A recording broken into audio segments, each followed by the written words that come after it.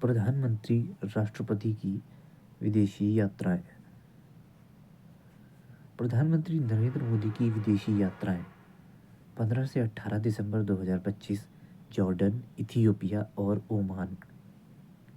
21 से 23 नवंबर 2025 दक्षिण अफ्रीका। 11 से 12 नवंबर 2025 भूटान। 28 अगस्त से 1 सितंबर 2025 जापान और चीन। 23 से 26 जुलाई 2025 यूनाइटेड किंगडम और मालदीव। 2 से 9 जुलाई 2025 घाना, त्रिनिदाद और टोबैगो, अर्जेंटीना, ब्राज़ील और नामीबिया। 15 से 19 जून 2025 साइप्रस, कनाडा और क्रोएशिया। अप्रैल 2025 में सऊदी अरब की यात्रा। अप्रैल 2025 में थाईलैंड और श्रीलंका की यात्रा। 11 से 12 मार्च 2025 मॉरिशस की यात्रा और 10 से 13 फरवरी 2025 फ्रांस और अमेरिका की यात्रा। द्रौपदी मुर्मू की विदेश यात्राएं। तिथि 8 से 13 नवंबर 2025 अंगोला और बोत्सवाना। अप्रैल 2025 इटली और वेटिकन सिटी। अप्रैल 2025 7 से 10 तारीख के बीच में पुर्तगाल और स्लोवाकिया। वर्ष 2025 में आए तूफान चक्रवात। दितवाह नवंबर 2025 में आया तूफान था। इससे प्रभावित क्षेत्र था श्रीलंका और इसका नामकरण यमन ने किया था। दितवाह का नामकरण यमन ने किया था। इससे प्रभावित क्षेत्र श्रीलंका। कालमेगी नवंबर 2025 में इससे प्रभावित क्षेत्र फिलीपींस और वियतनाम। इसका नामकरण कालमेगी किसने किया? उत्तर कोरिया ने किया। मेलिसा नवंबर 2025 प्रभावित क्षेत्र जमैका, क्यूबा, हैती, बहामास। मोंथा चक्रवात से प्रभावित क्षेत्र आंध्र प्रदेश, ओडिशा, तमिलनाडु। इसका नामकरण किया थाईलैंड ने। शक्ति इस चक्रवात से प्रभावित क्षेत्र था अरब सागर, महाराष्ट्र, गुजरात और इसका नामकरण श्रीलंका ने किया। मैटमो से प्रभावित क्षेत्र फिलीपीन, चीन और वियतनाम। इसका नामकरण लाओस ने किया। हैलोंग इस अक्टूबर 2025 में ये आया था। इसका प्रभावित क्षेत्र जापान था और हैलोंग नाम वियतनाम ने रखा। रगासा इससे प्रभावित क्षेत्र ताइवान, फिलीपींस है और इसका नामकरण भी फिलीपींस ने रखा। अल्फ्रेड ये मार्च 2025 में आया। इससे प्रभावित क्षेत्र ऑस्ट्रेलिया के दक्षिण पूर्वी तट और अल्फ्रेड का जो नामकरण किया था वो किया था ऑस्ट्रेलिया ने। जूड ये मार्च 2025 में आया। इससे प्रभावित क्षेत्र मेडागास्कर और मोजाम्बिक है। इसका नामकरण जूड किसने रखा? मॉरिशस ने। डिक लेडी जनवरी 2025 में आया था। इससे प्रभावित क्षेत्र दक्षिण पश्चिम हिंद महासागर और दक्षिण अफ्रीका ने इसका नामकरण किया था। वर्ष 2025 में प्रमुख स्थानों के परिवर्तित नाम। महात्मा गांधी NREGA, इसका नाम अब VBG जी राम जी। प्रधानमंत्री कार्यालय का नाम सेवा तीर्थ। राजभवन का नाम लोक भवन। केंद्रीय सचिवालय का नाम कर्तव्य भवन। औरंगाबाद रेलवे स्टेशन का नाम छत्रपति संभाजी रेलवे स्टेशन। नवी मुंबई अंतर्राष्ट्रीय हवाई अड्डे DB पाटिल अंतर्राष्ट्रीय हवाई अड्डा। Ahmednagar railway station, Ahilyanagar railway station. Atal Mohalla clinic Jharkhand, Mother Teresa advance health clinic. Dibrugarh हवाई अड्डे का नाम बदलकर डॉक्टर भूपेन हजारिका हवाई अड्डा कर दिया गया है। खुलदाबाद शहर महाराष्ट्र में है। इसका नाम बदलकर रत्नापुर कर दिया गया है। जलालाबाद उत्तर प्रदेश का नाम बदलकर परशुरामपुरी कर दिया गया है। इस्लामापुर महाराष्ट्र, इसका नाम बदलकर ईश्वरपुर कर दिया गया है। गया का नाम बदलकर गया जी कर दिया गया है और सिलक्यारा टनल का नाम बाबा बौखनाथ सुरंग कर दिया गया है। बेंगलुरु सिटी यूनिवर्सिटी का नाम doctor Manmohan Singh Bengaluru city university कर दिया गया है। फोर्ट विलियम का नाम विजयदुर्ग। कार्नेग ब्रिज का नाम सिंदूर ब्रिज। राष्ट्रीय लोक सहयोग और बाल विकास संस्थान, इसका नाम सावित्रीबाई फुले राष्ट्रीय महिला और बाल विकास संस्थान, मैक्सिको की खाड़ी, अमेरिका की खाड़ी, पोर्ट ब्लेयर को श्री विजयपुरम कहा जाने लगा। पुणे हवाई अड्डे का नाम बदलकर संत तुकाराम महाराज हवाई अड्डा कर दिया गया। लद्दाख के काकसर पुल का नाम कैप्टन अमित भारद्वाज सेतु के नाम पर रखा गया। दिल्ली के सराय काले चौक का नाम बिरसा मुंडा चौक कर दिया गया। दरबार हॉल को गणतंत्र मंडप में, अशोक हॉल को अशोक मंडप के नाम से, जोशी मठ को ज्योतिर्मठ के नाम से, कौशल्या कुटौली तहसील को कैची धाम से, अहमदनगर का नाम अहिल्या नगर, चिरंजीवी योजना राजस्थान उसका नाम बदलकर मुख्यमंत्री आयुष्मान आरोग्य योजना कर दिया गया। अयोध्या रेलवे स्टेशन का नाम अयोध्या धाम जंक्शन, झेलम स्टेडियम जम्मू कश्मीर का नाम बदलकर जनरल विपिन रावत स्टेडियम, फिरोजाबाद उत्तर प्रदेश का नाम बदलकर चंद्रनगर ये अभी प्रस्तावित है, बदला नहीं गया है। और आखिरी में दो बचते हैं। आयुष्मान भारत स्वास्थ्य केंद्र का नाम आयुष्मान आरोग्य मंदिर, पुराने संसद भवन का नाम अब संविधान सदन। वर्ष 2025 में हुए प्रमुख समझौता ज्ञापन। दिसंबर 2025 दवा गुणवत्ता मानकों पर सहयोग बढ़ाने हेतु समझौता भारत और लाइबेरिया के बीच। नवंबर 2025 पारस्परिक पनडुब्बी खोज और बचाव सहायता पर समझौता ज्ञापन पर हस्ताक्षर भारत और वियतनाम। नवंबर 2025 राजनयिक प्रशिक्षण और संस्थानों के बीच समझौता ज्ञापन यानी कि एमओयू पर हस्ताक्षर हुए हैं भारत और इक्वाडोर।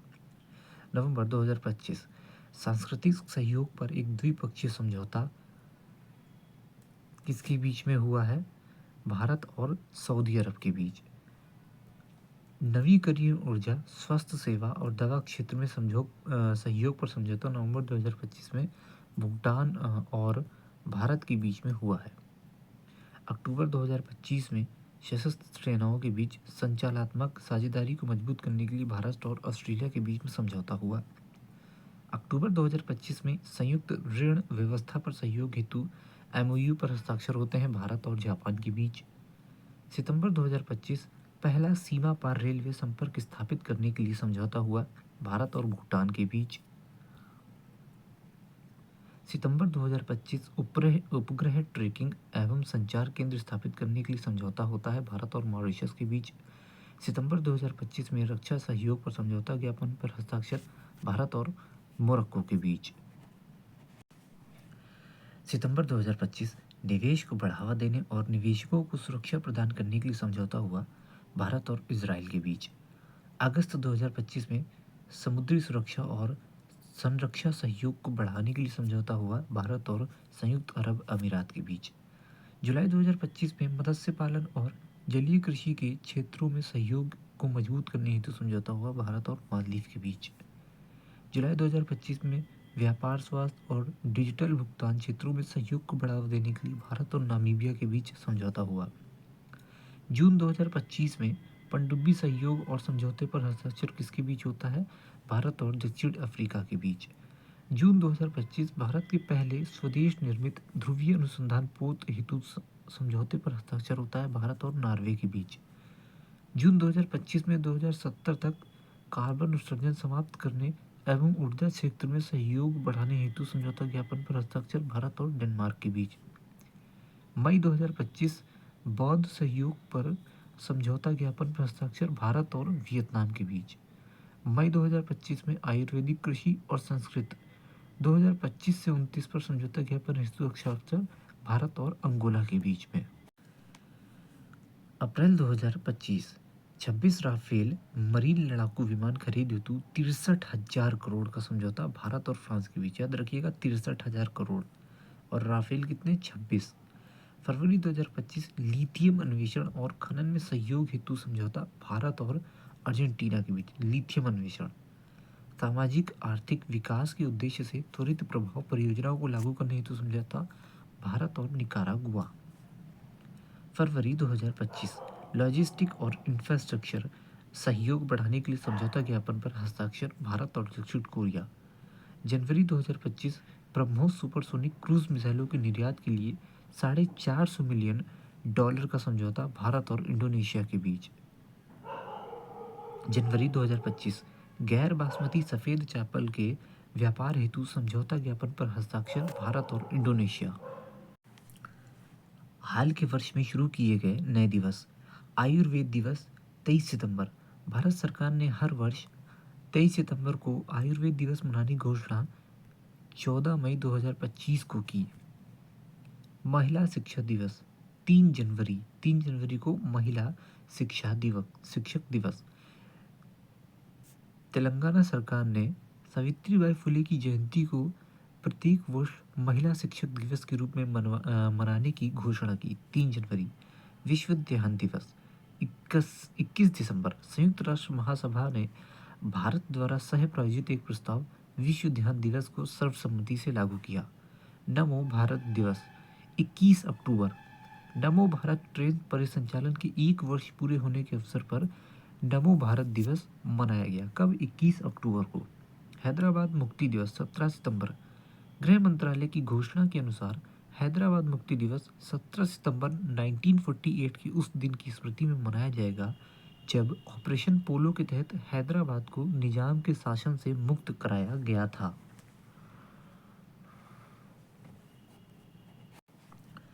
संविधान हत्या दिवस 25 जून। केंद्र सरकार द्वारा प्रतिवर्ष 25 जून को संविधान हत्या दिवस के रूप में मनाए जाने की घोषणा की गई। गौरतलब है कि 25 जून 1975 से 21 मार्च 1977 तक भारत में इंदिरा गांधी की सरकार द्वारा राष्ट्रीय आपातकाल लागू किया गया था, जिसमें कथित तौर पर संवैधानिक प्रावधानों का दमन किया गया था। अंतर्राष्ट्रीय आलू दिवस 30 मई। संयुक्त राष्ट्र महासभा ने आलू के विविध पोषण संबंधी आर्थिक, पर्यावरणीय और संस्कृत मूल्यों के बारे में जागरूकता बढ़ाने के लिए 30 मई को अंतर्राष्ट्रीय आलू दिवस के रूप में घोषित किया। विश्व फुटबॉल दिवस 25 मई। संयुक्त राष्ट्र महासभा ने प्रत्येक वर्ष 25 मई को विश्व फुटबॉल दिवस के रूप में मनाने का प्रस्ताव पारित किया है। अंतर्राष्ट्रीय मार्कोर 24 मई। विश्व बास्केटबॉल दिवस 21 दिसंबर। संयुक्त राष्ट्र संघ ने 21 दिसंबर 2023 को पहला विश्व बास्केटबॉल दिवस मनाने की घोषणा की। नो नॉनवेज डे 25 नवंबर। उत्तर प्रदेश सरकार ने साधु टी.एल. वासवानी की जयंती के अवसर पर 25 नवंबर को मांस रहित दिवस घोषित किया है। राष्ट्रीय अंतरिक्ष दिवस 23 अगस्त। चंद्रयान 3 के चंद्रमा के दक्षिणी ध्रुव पर सफल लैंडिंग होने के उपलक्ष्य में प्रतिवर्ष 23 अगस्त को प्रधानमंत्री नरेंद्र मोदी ने राष्ट्रीय अंतरिक्ष दिवस के रूप में मनाने की घोषणा की। स्वतंत्र वीर गौरव दिवस 28 मई। महाराष्ट्र सरकार ने प्रत्येक साल वी.डी. सावरकर की जयंती को 28 मई स्वतंत्र वीर गौरव दिवस के रूप में मनाने की घोषणा की। समर्पण दिवस 11 फरवरी। पंडित दीनदयाल उपाध्याय की पुण्यतिथि के उपलक्ष्य में समर्पण दिवस 11 फरवरी को मनाने की घोषणा की गई। राष्ट्रीय डॉल्फिन दिवस 5 अक्टूबर। राष्ट्रीय वन्यजीव बोर्ड की स्थायी समिति ने प्रतिवर्ष 5 अक्टूबर को राष्ट्रीय डॉल्फिन दिवस मनाने की घोषणा की। इस दिवस के आयोजन का उद्देश्य डॉल्फिन की प्रजातियों के संरक्षण के लिए जागरूकता बढ़ाना है। राष्ट्रीय डॉल्फिन दिवस 5 अक्टूबर। मैत्री दिवस 6 दिसंबर। भारत और बांग्लादेश ने 6 दिसंबर को फ्रेंडशिप डे के रूप में मनाने का फैसला किया है। इसी दिन वर्ष 1971 में भारत ने बांग्लादेश को मान्यता दी थी। राष्ट्रीय स्टार्टअप दिवस 16 जनवरी। भारत ने पिछले कुछ वर्षों में स्टार्टअप की संख्या में लगातार बढ़ोतरी देखते हुए केंद्र सरकार ने 16 जनवरी को इसके लिए दिवस मनाने की घोषणा की। पराक्रम दिवस 23 जनवरी। सुभाष चंद्र बोस के 125वें जन्म दिवस को केंद्र सरकार ने पराक्रम दिवस के रूप में मनाने का फैसला किया। अब प्रत्येक साल 23 जनवरी को पराक्रम दिवस के रूप में मनाया जाएगा। वीर बाल दिवस 26 दिसंबर। प्रधानमंत्री नरेंद्र मोदी ने गुरु गोविंद सिंह के 4 पुत्रों को श्रद्धांजलि देने हेतु प्रत्येक वर्ष 26 दिसंबर को वीर बाल दिवस के रूप में मनाने की घोषणा की। जनजातीय गौरव दिवस 15 नवंबर। भगवान बिरसा मुंडा के जन्म दिवस को अब प्रत्येक वर्ष जनजातीय गौरव दिवस के रूप में मनाने का फैसला केंद्र सरकार ने किया है। वर्ष 2025 में बने नए brand ambassador. Paradeep phosphates limited (पीपीएल) के brand ambassador Rahul Dravid. UNICEF India के बच्चों के अधिकारों के लिए celebrity advocate Keerthy Suresh. T20 पुरुष क्रिकेट वर्ल्ड कप 2026 के लिए brand ambassador Rohit Sharma. English Premier League में भारत के लिए ब्रांड एम्बेसडर संजू सैमसन। हरियाणा राज्य महिला आयोग के ब्रांड एम्बेसडर शिफाली वर्मा को बनाया गया है। केंद्रीय स्वास्थ्य एवं परिवार कल्याण मंत्रालय की पहली मानसिक स्वास्थ्य राजदूत दीपिका पादुकोण। अंतर्राष्ट्रीय ओलंपिक समिति के मानसिक स्वास्थ्य राजदूत अभिनव बिंद्रा। विकसित भारत बिल्थडॉन 2025 के brand ambassador Shubhanshu Shukla. Levi's की global brand ambassador Alia Bhatt. Bihar चुनाव के स्वीप आइकन कौन है? नीतू चंद्रा एवं कीर्ति क्रांति प्रकाश झा। नमो युवा रन अभियान के ब्रांड एम्बेसडर बिलिंद सोनम। जोमैटो के ब्रांड एम्बेसडर शाहरुख खान। झारखंड राज्य पर्यटन के ब्रांड एम्बेसडर महेंद्र सिंह धोनी। ऑस्ट्रेलियाई पर्यटन अभियान के ब्रांड एम्बेसडर सारा तेंदुलकर। उड़ीसा सरकार के हथकरघा उद्योग के brand ambassador Madhuri Dixit. Dettol company के ब्रांड एम्बेसडर महेंद्र सिंह धोनी। कर्नाटक वन विभाग की राजदूत अनिल कुंबले। ऑडी इंडिया के brand ambassador Neeraj Chopra. World para athlete के brand ambassador Kangana Ranaut. Dettol company के ब्रांड एम्बेसडर महेंद्र सिंह धोनी। कर्नाटक वन विभाग का राजदूत अनिल कुंबले। ऑडी इंडिया के brand ambassador Neeraj Chopra. World para athlete के ब्रांड एम्बेसडर कंगना रनौत। मालदीव का global brand ambassador Katrina Kaif. Federal Bank के ब्रांड एम्बेसडर विद्या बालन हैं। टाटा मोटर्स के ब्रांड एम्बेसडर विकी कौशल हैं। फिट इंडिया आइकन के brand ambassador Ayushmann Khurrana. Tata Motors के brand ambassador Vicky Kaushal. Skechers के ब्रांड एम्बेसडर मोहम्मद सिराज, जसप्रीत बुमराह और कार्तिक आर्यन। इंडिया गेट बासमती चावल के brand ambassador Amitabh Bachchan. FICCI frames के brand ambassador Ayushmann Khurrana. Puma India के brand ambassador PV Sindhu. Kho kho 2025 के ब्रांड एम्बेसडर सलमान खान।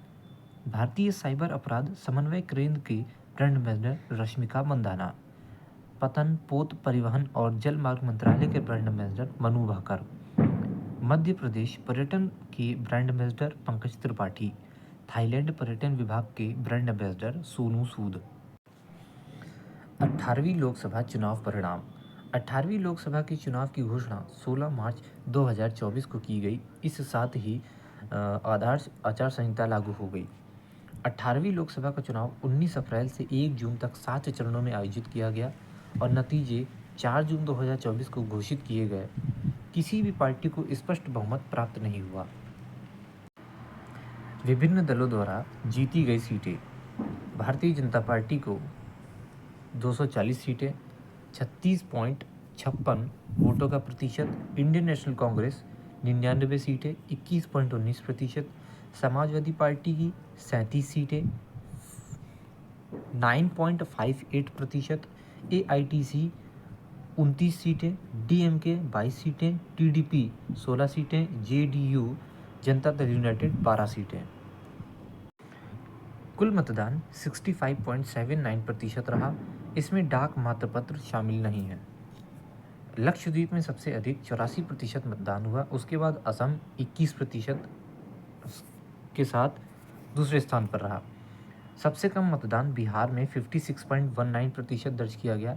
जम्मू कश्मीर में ये 56.58% था। चुने गए सांसदों की औसत आयु 56 वर्ष है। 3 सांसद 25 वर्ष के हैं और बाकी सभी सांसद उम्रदराज सांसद। सबसे उम्रदराज सांसद जो हैं वो हैं DMK के TR वालू 82 वर्ष के हैं। फिलहाल वो 83 वर्ष के हैं। कुल 74 महिला सांसद विजयी घोषित की गई हैं, जो विगत लोकसभा चुनाव 2019 के 78 महिला सांसद से 4 कम है। 2019 की लोकसभा में जीते हुए 2016 सांसद मौजूदा सांसद में भी चुने गए।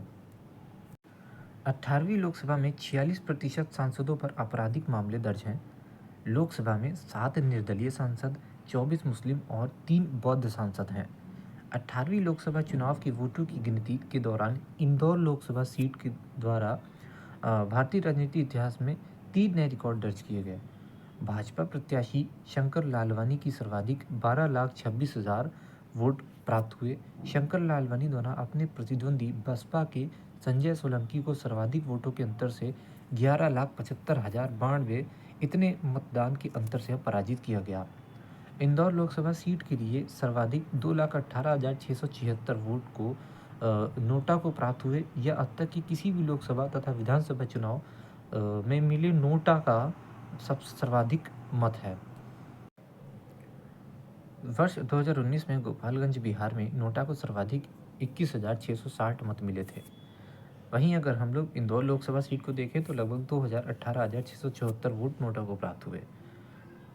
सूरत से भाजपा उम्मीदवार को मुकेश दलाल निर्विरोध चुनाव जीते।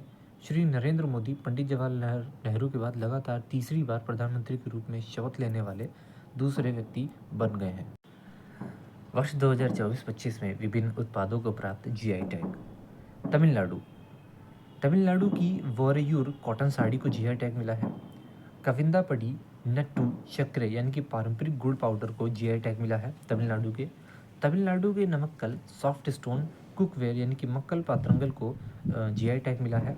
थुई मल्ली चावल को जीआई टैग मिला है तमिलनाडु के अम्बा समुद्रम चोपू समान लकड़ी के खिलौने को जीआई टैग मिला हुआ है। आंध्र प्रदेश के पोंडूरू खादी यानी कि हाथ से बड़े सूती कपड़े को जीआई टैग मिला है। पश्चिम बंगाल के मंदारिन सतरे दार्जिलिंग के हैं, इसको जीआई टैग मिला हुआ है। अच्छा, तुंग बुक और पोमटुंग पुलित पारंपरिक लेपचा वाद्य यंत्र ये सिक्किम के हैं, इनको जीआई टैग मिला हुआ है। अरुणाचल प्रदेश के दाव जिसको ब्लेड बोलते हैं उसको जीआई टैग मिला हुआ है। मध्य प्रदेश के हीरा यानी कि जो कि पन्ना जिले में है उसको जीआई टैग मिला हुआ है। गुजरात के अंबाजी संगमरमर को जीआई टैग मिला है। गोवा के ओजोफेनी मादक पे इसको जीआई टैग मिला हुआ है। राजस्थान की सांगरी बीन को जीआई टैग मिला है। केरल के कन्नौड़ पड़िया आदिवासी हस्तकला इसको जीआई टैग मिला है। मेघालय की रिंडिया सिल्क और खासी हैंडलूम को जीआई टैग मिला है। उत्तर प्रदेश की बनारसी शहनाई और बनारसी तबले को जीआई टैग मिला है। पश्चिम बंगाल के नौलेन गुड़ संदेश मिठाई इसको जीआई टैग मिला है। तमिलनाडु के कुंभकोणम पान के पत्ते को और थोबले फूलमाला इसको जीआई टैग मिला हुआ। तेलंगाना की वारंगल चाप्ता मिर्च जो टमाटर मिर्च के नाम से जानी जाती है उसको जीआई टैग मिला है। सौदागरी ब्लॉक पेंटिंग गुजरात की है, इसको जीआई टैग मिला है। असम के बोडो जो गवारन मैब्र जो बीवड़ी बोडो जो गिशी बोडो नफाम बोडो ओंडोल बोडो गुआक बोडो नार्जी बोडो ओनरई इन सभी को जीआई टैग मिला हुआ है। उत्तर प्रदेश के शामली जिले के गुड़ को जीआई टैग प्राप्त है। भारत सरकार के आगामी लक्ष्य यूरिया आयात इसको बंद करने का लक्ष्य 2025 तक निर्धारित है। पशुधन में फुट और माउथ रोग एवं ब्रूसेलोसिस रोग पर नियंत्रण, इस लक्ष्य का उन्मूलन लक्ष्य 2030 रखा गया है। सभी गांवों में ऑप्टिकल फाइबर बिछाने का लक्ष्य 2025। भारत को टीबी मुक्त देश बनाना है 2025। पेट्रोल में एथेनॉल को 20% मिश्रित करने का लक्ष्य 2030 का लक्ष्य, लेकिन ये 2025 में ही पूर्ण हो गया। नक्सलवाद समाप्त करने का लक्ष्य मार्च 2026। भारत को $1 ट्रिलियन की डिजिटल अर्थव्यवस्था बनाना 2027 से 28। चंद्रयान 4 को लॉन्च करने का लक्ष्य कब है? 2028 निर्धारित है। 300 मीट्रिक टन इस्पात क्षमता हासिल करने का लक्ष्य 2030। 100 मीट्रिक टन कोयला गैसीकरण प्राप्त करने का लक्ष्य 2030। 500 गीगावाट अक्षय ऊर्जा प्राप्त करने का लक्ष्य 2030, ये इम्पोर्टेंट है। 100 गीगावाट 2023 यानी कि 300 मीट्रिक टन 2030, 100 मीट्रिक टन कोयला गैसीकरण 2030, 500 गीगावाट अक्षय ऊर्जा प्राप्त करने का लक्ष्य 2030, 280 गीगावाट सौर ऊर्जा प्राप्त करने का लक्ष्य ये भी 2030 है। कपड़ा निर्यात को 3 गुना तक बढ़ाने का लक्ष्य 2030। कुल कार्बन उत्सर्जन में 1 अरब टन की कमी 2023। कुल वाहन में 30% इलेक्ट्रिक वाहन करने का लक्ष्य ये 2030 निर्धारित है। भारत से पूर्ण रूप से मलेरिया उन्मूलन 2030 तक लक्ष्य रखा गया है। HIV एड्स को समाप्त करने का लक्ष्य ये भी 2030 रखा गया है। भारतीय रेलवे को नेट ज़ीरो कार्बन एमिशन या ग्रीन रेलवे बनाने का लक्ष्य कब तक निर्धारित है? ये 2030 तक निर्धारित है। भारत का अपना अंतरिक्ष स्टेशन स्थापित करने का लक्ष्य 2035। चंद्रमा पर अंतरिक्ष यात्री उतरने का लक्ष्य 2040। तेलंगाना सरकार ने अपने राज्य की अर्थव्यवस्था को $3 ट्रिलियन बनाने का लक्ष्य रखा है 2047। भारत की परमाणु ऊर्जा क्षमता को 1 लाख मेगावाट तक बढ़ाने का लक्ष्य 2047। भारत को विकसित बनाने का लक्ष्य 2047। हाइड्रोफ्लोरोकार्बन HFC के उपयोगों को 80% तक कम करने का लक्ष्य 2047। भारत को ऊर्जा स्वास्थ्य आत्मनिर्भर बनाने का लक्ष्य 2047। पोत निर्माण में आत्मनिर्भरता हासिल करने का लक्ष्य 2047। मुंबई शहर में शून्य कार्बन उत्सर्जन का लक्ष्य 2050। और भारत द्वारा नेट जीरो शून्य कार्बन उत्सर्जन का लक्ष्य 2070।